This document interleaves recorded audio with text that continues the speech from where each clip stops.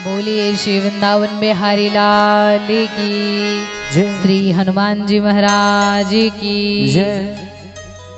श्री राधा रानी सरकार की जय। श्री भागवत भगवान की। तो कहे प्रहलाद जी ने कहा, पिताजी भगवान के चरणों में भक्ति करने की 9 प्रकार है। 9 प्रकार होते हैं, भक्ति 9 प्रकार की होती है। और कहते हैं आज हिरण्यकश्यप और भी ज्यादा क्रोधित हुआ और कहते हैं कि प्रहलाद जी को महाराज अग्नि में जलाया, जेल में भूखा रखा, हाथी के नीचे दबवाया, समुद्र में फेंकवा दिया, ना जाने कौन कौन सा उपाय लगाया प्रहलाद जी को मारने के लिए, लेकिन कहते हैं प्रहलाद जी को कुछ नहीं कर पाया हिरण्यकश्यप। कहते हैं कि जिसके जीवन में जब भगवान रहेंगे, जो अपना जीवन ही भगवान को समर्पित कर देगा महाराज, फिर उसके साथ कोई कुछ क्या कर सकता है। लेकिन आज प्रहलाद जी महाराज अपने जब विद्यालय में पहुंचे तो कहे हजारों असुरों के बालकों ने प्रहलाद जी को घेर लिया और कहा, मित्र तुम इतने बड़े हठी क्यों हो, जिद्दी क्यों हो? अरे तुम हमारे मित्र हो, तुम्हें भूखा रखा जाता है, कष्ट हमें होता है, अग्नि में तुम्हें जलाया जाता है, जलन हमें होता है। अरे मित्र भजन ही करना है तो बुढ़ापे में कर लेना ना, अभी से क्यों इतना परेशान हो? प्रहलाद जी ने कहा, मित्र मैं आपकी सहानुभूति का आदर करता हूँ, लेकिन जिसने बचपन में भगवत धर्म का अनुशीलन नहीं किया वो बुढ़ापे में क्या करेगा? मिट्टी के घड़े में जैसी रेखा आप बना दोगे, पकने के बाद वो रेखा मिट नहीं सकती है कि मिट जाए। तो कहे कि असुरों के बालकों ने कहा, क्यों बात बात पे नारायण का नाम लेते हो कि भगवान का भजन करो, भजन करो। अरे क्या नाम ले तुम्हारे भगवान का, क्यों भजन करें उनका? सुरक्षा करते हैं पिताजी, सेवा करती है पत्नी, दूध दही घी मिलता है हमें घर के गाय भैंस से, मान प्रतिष्ठा मिलता है सगे संबंधियों से, तो फिर बार बीच बीच में भगवान को क्यों लाते हो?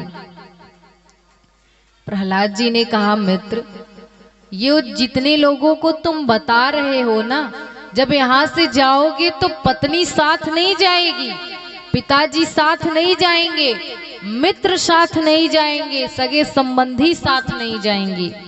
पत्नी कहाँ तक जाती है? घर तक ही रहेगी, द्वार तक, बाहर। मित्र कहाँ तक जाएंगे? शमशान भूमि तक जाएंगे, और उसमें भी 4 बड़ाई करते हुए जाएंगे, 4 बुराई करते हुए जाएंगे। कोई कहेगा बड़ा अच्छा था महाराज, कोई कहेगा अरे मर गया तो बढ़िया हुआ मर गया।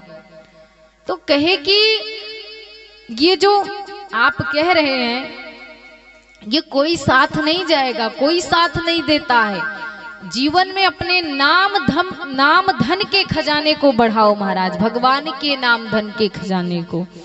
यहाँ पे हम लोग बैंक में ना जाने कितना रुपया बचा के रखते हैं अकाउंट में, तो कहते हैं वो रुपया पैसा जब हम लोग चले जाएंगे तो यहीं धरा जाएगा, जो लोग पाएंगे आपस में बंटवारा कर लेंगे, वो साथ नहीं जाएगा। तो कहे उस बैंक में रुपया बढ़ाने से, रखने से अच्छा है कि उस अकाउंट में अपना पैसा जमा करो, वहां पे ऐसा कर्म करो, पुण्य करो कि फिर महाराज भगवान के यहाँ अकाउंट जो खुले उसमें आपका पुण्य पूरा भरा रहे, क्योंकि साथ केवल वही जाएगा। तो कहे जीवन में जितना हो भगवान का नाम लो। बच्चों ने कहा, ये बताओ जो गुरुजी तुम्हारे हैं वही गुरुजी हमारे हैं, तुम इतने बड़े ज्ञानी हो गए, हम ऐसे रह गए। प्रहलाद जी ने कहा, मेरे गुरुजी वो संडा मर्क थोड़ो है, एक को दिखाई न दे, एक को सुनाई न दे, मेरे गुरु तो नारद जी हैं। कहे जब मेरे पिताजी तपस्या करने के लिए गए, इंद्र ने मेरे 3 भाइयों को मार दिया, और जब मैं अपनी माँ के गर्भ में था तो इंद्र मेरी माँ को ले जाने लगे।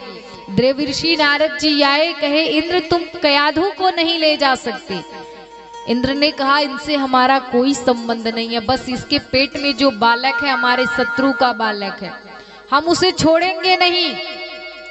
नारद जी ने कहा वो हमारे भगवान का भक्त है, परम भक्त है, तुम कयाधु को नहीं ले जा सकते।